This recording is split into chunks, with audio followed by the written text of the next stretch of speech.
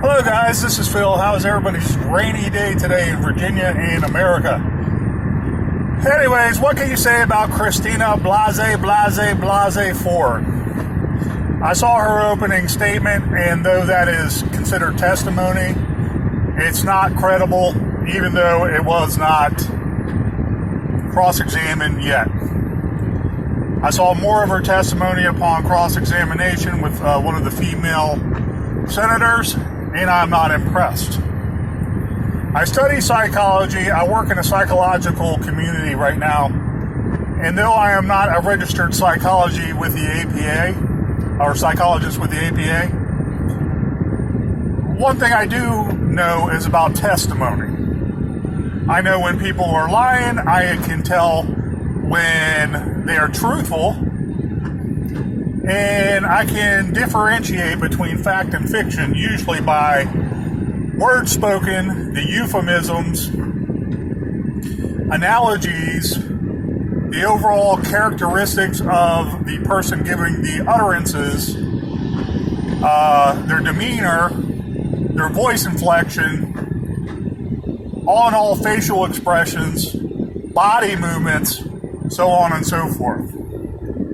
When I saw Christine Ford give her opening statement, she acted very nervous, and she said she's very nervous experiencing all this trauma that occurred in 1982. She's full of shit. What she is experiencing is trauma for her lying right now. That's why her body chemistry is acting the way it is. She's reading the statement, sort of hesitating here and there. And it goes on, and she makes light of some of the things she testified about when she's being cross-examined. This is how I know she's lying, because her statement was pre-arranged and helped, most likely by a DNC operative. She uses large visualistic words to describe something and declarative statements as if they're fact. One of those words is Kavanaugh was drunk pinballing down the hallway. That's the last I remember seeing of him. Pinballing. Okay. She's a doctor of something, sociological studies or psychology of some sort. She is not an artistic author, an artistic writer. She is writing this as if an artistic descriptive author, not from personal experience about what transpired. So she's trying to use visual stimulation to make you feel like you're there in her web of lies. It's all hokey. It's all a fraud. It's all a lie. As well, seeing her being interrogated or interviewed and cross-examined, whatever you want to call it, in these Senate hearings, she seemed very flighty, like she was trying to be joking, like she was trying to make light of the situation, like she's very uncomfortable, but she is happy-go-lucky. It's all a facade. It's a facade because she lied to begin with. Okay? She's sitting on pins and needles because her memory, her actual intelligence level back then is coming back to bite her up in the ass. And someone is actually asking straightforward questions that take her back to that time. If she feels traumatized by that time, it was because of her insecurity back at that time. Her being a floozy, her trying to be a feminist, who can dominate men, and all kinds of men can hit on her, and she can have sex and party till she's drunk. Okay? She was an alcoholic then, seeking attention. That is the only trauma she is experiencing right now, going back to 1982, filling in the gaps with a lot of things that did not happen. Psychiatrists, studied psychiatrists of 30, 40 years would tell you that. Psychologists, okay? She is going back to that time when she's 15, 16. She's blooming. She wants to be provocative. Does anybody, I'm 50 years old, and I remember some of the porn coming out in the late 70s, and the ladies wearing the the hair parted in the middle and wavy like Brenda Starr, and trying to look sexy, okay? They weren't staunch Nazi militaristic feminists, but they were very, very promiscuous in their dealings with men. They felt the only way to be a strong woman in the late 70s was to show your sexuality and have sex with a bunch of different men. Maybe not all at once like a gangbang or an orgy back in the 70s, okay? But that was a mindset in the late 70s. Women were asked to open their legs, and they were glorified if they opened their legs, okay, to prove a point. They lost a lot of virtue in the late 70s. So in the early 80s, when the economy started picking up and people were going to school, women, of course, wanted to experience more sex early before marriage, premarital sex. And I'm not blaming them. I blame the feminist movement from the late 60s, brainwashing these younger women in their youth to think that their vagina is basically power. Their sexuality is basically all their power they can hold over men. And look at her now, okay? She's with her, okay? Christine Blasey Ford is with her. She supports Hillary Clinton. She believes all these pussy hat wearing females, okay? She believes a woman should be heard and believed right off the bat when she makes an accusation against a male in a patriarchal society. That's evil. That's her brain back then in 1982, and now she's unable to grip and come to grips with that brain then. How much you want to bet? She is afraid of her past because of her acting out and the embarrassment it brought to her life. Tell me I'm wrong. Someone please tell me I'm wrong.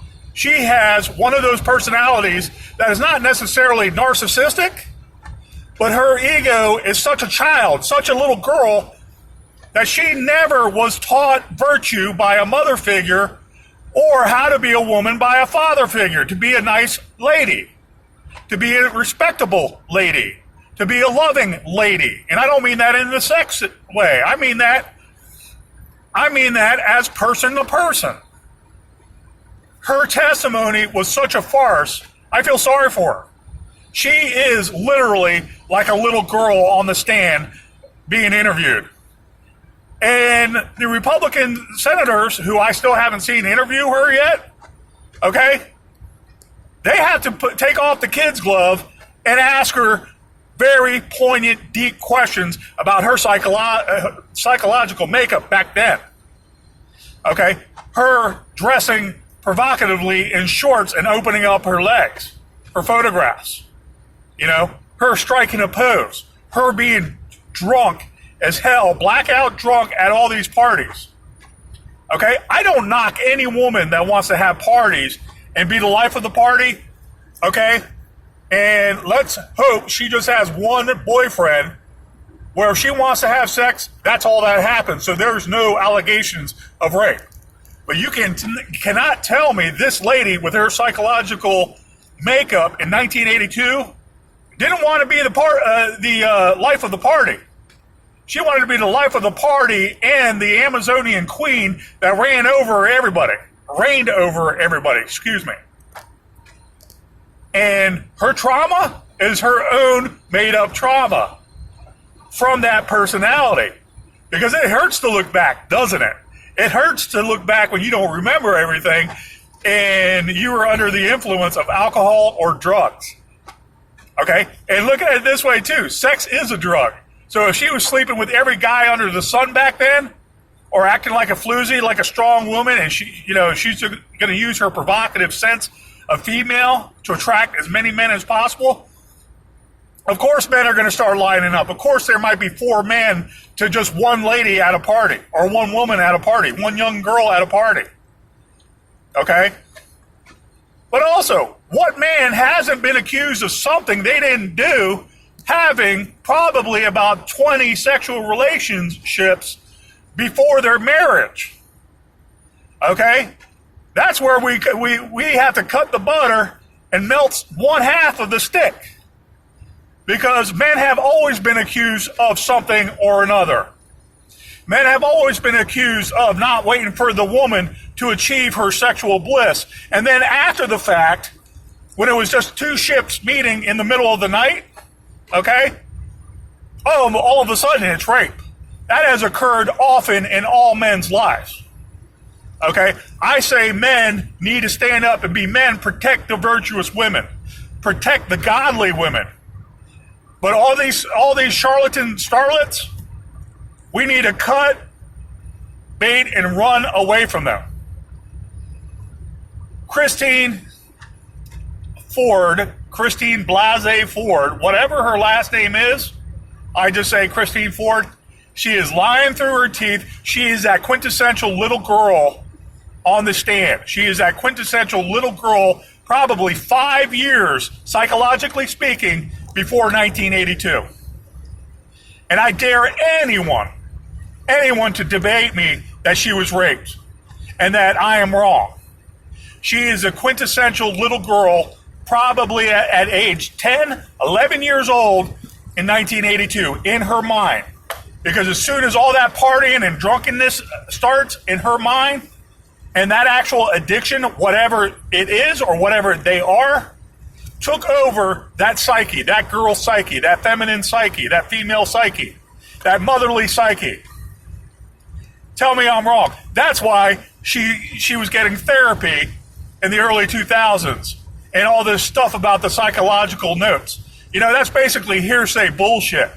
Unless that psychiatrist or psychologist comes in and testifies about their own notes, it's hearsay bullshit. Christine Blasey Ford, you are a liar.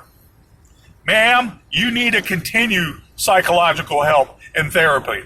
Please get it. Because no one in America is believing you except for a bunch of insane people. This is Phil. I hope you have a great rainy day in the great state of Virginia and our great United States. Protect yourself, protect your family, protect your town, protect your community, protect your state, protect this God great United States of America. Okay? It's worth protecting. And in a day like today, we need to protect it because there's too much insanity out there. Thank you guys. Love you.